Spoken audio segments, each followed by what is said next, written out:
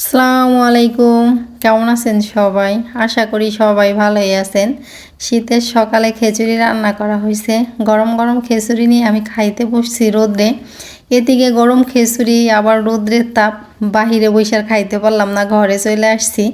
ঘরে এসে বসছি খাওয়ার জন্য। খিচুড়ি এত পরিমাণে গরম যে রোদ্রে বসছি খাওয়ার জন্য পিঠ আমার চিটমিটেই ধরছে। খিচুড়ি খাইতেছি গরম গরম আর রোদ্রের তাপে।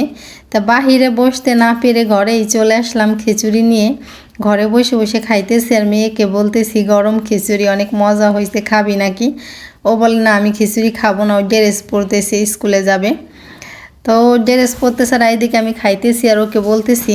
ও তো খায় নাই, আমি একাই খাইছি খিচুড়ি বসে বসে। সকালে খিচুড়ি নাস্তা করে তারপরে দুপুরে রান্না করতে চলে আসছি। তো দুপুরে রান্না করতে আইসে যে দুদিন আগে একটা লাউ আনছিল আমাদের, সেই লাউর চোচা কিন্তু আমি রাইখে দিছিলাম, ফেলাই নেই, যে ভাজি কইরা খাবো। সেই চোচাই আজকে ভাজি করতেছি। এই লাউর চোচা ভাজি কিন্তু আমার কাছে অনেক মজা লাগে। শুধু লাউর চোচা ভাজি করব না, এর ভিতরে কিন্তু আমি 2টা আলুও দিব। মানে চুচা থাকবে বেশি, আলুর একটু একটু কম থাকবে। মিষ্টি কুমড়াও ভাজি করব। তো মিষ্টি কুমড়া একটু কাইটে নিতেছি। 2 দিন আগে আনছে এই মিষ্টি কুমড়াটা, এই জায়গার থেকে একটু খাইছি। মিষ্টি কুমড়াটা কিন্তু মিষ্টি না, শুধু নামেই মিষ্টি কুমড়া। তা 2 দিন আগে ভাজি করে খাইছি, ভাবছি আজকে একটু ভাজি করি। পাশে আমার এক বৌদি বসা, বৌদিকে বললাম বৌদি মিষ্টি কুমড়া না একটু মিষ্টি না। বৌদি বলে রান্না করার সময় চিনি দিয়ে দিবি কতগুলা, তাহলে মিষ্টি হয়ে যাবে। আমি বলি মিষ্টি কুমড়ার একটা মিষ্টির স্বাদ থাকার, চিনি দিয়ে মিষ্টি বানানো সেই স্বাদ কি কখনো এক হলো? ডায়াবেটিস হয়ে যাবে তো ওইভাবে খাইলে। তা আমি কাঁচা মিষ্টি কুমড়া একটু খাইতেছি, পেঁপের মতো লাগতেছে। পেঁপে তো যা হোক একটু মিষ্টি লাগে, কাঁচা পেঁপে যেরকম লাগে না সেরকম লাগতেছে। তো মিষ্টি কুমড়া খাইতেছি, আমার বোন ঘরের থেকে বলতেছে কি পাকা পেঁপে কই পাইলি, পেঁপে খাইতেছ? কি পেঁপে না, এটা হলো মিষ্টি কুমড়া। কয় তাই নাকি? আমি তো ভাবছি মানে পাকা পেঁপে পাইছস যেন, কই সেইগুলা খাইতেছস। তো মিষ্টি কুমড়া খাইতে খাইতে আমার মা আমাকে ড্রাগন কাইটে এনে দিছে। তো ড্রাগন খাইতেছি আমি। ড্রাগনটা এত মিষ্টি, মিষ্টি কুমড়া মিষ্টি না হলে কি হবে? ড্রাগনটা কিন্তু অনেক মিষ্টি ছিল।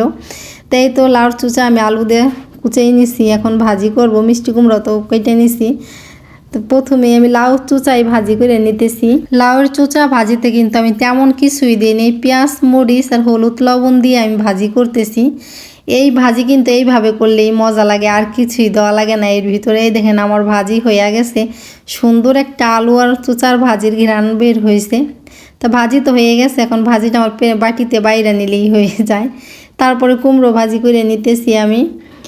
কুমড়ো ভাজি করার পরে মাছ রান্না করব, কিন্তু মাছটা আমি রান্না করতে পারিনি, আমার একটু দরকারি কাজ ছিল, সেই জন্য আমি চলে গেছিলাম ভাঙ্গা। আমার যে দরকারি কাজ ছিল সেই কাজ সেরে তো ভাঙ্গার থেকে আমি 1:30টার সময় চলে আসছি। আসার পরে গোসল করে খাওয়া দাওয়া করে মেয়েকে নিয়ে আবার যাইতেছি মেয়ের কোচিনে কিন্তু ভাঙ্গা কলেজ পার, সেই জায়গা নিয়ে যাইতেছি।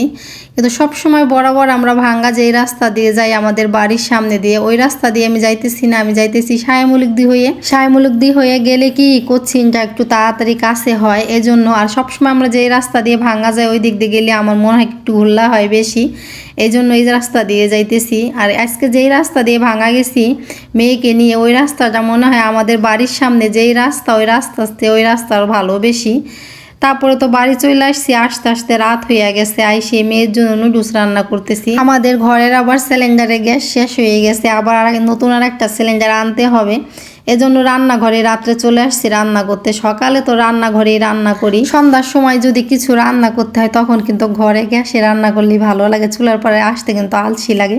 তো এদিকে নুডলস তো সেদ্ধ করে আমি ঠান্ডা পানিতে ঝরাদা রাখছি। তারপরে কড়াইতে পেঁয়াজ মরিচ দিয়ে আমি ভাজতেছি, আর এইদিকে আমার মা আমার পাশে বসে লতি ভাজতেছে। আমাদের জমিতে যে কচু লাগাইছিল সেই জায়গা থেকে লতি এনে রাখছে, নষ্ট হয়ে গেছে। মা বলে ফেলাই দেবো নাকি, দেখি বের করতে পারি। এই জায়গাতে অল্প কয়টা বের করছে, আমি ফেলাই দাও, এ কষ্ট করে বাঁচতেছো, এতগুলা লতি আনছি নষ্ট করে ফেলাইলি।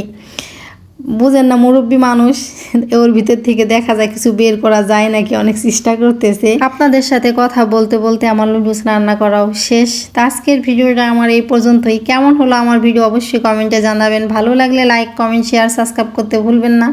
সবাই ভালো থাকবেন, সুস্থ থাকবেন। আল্লাহ হাফেজ, আসসালামু আলাইকুম।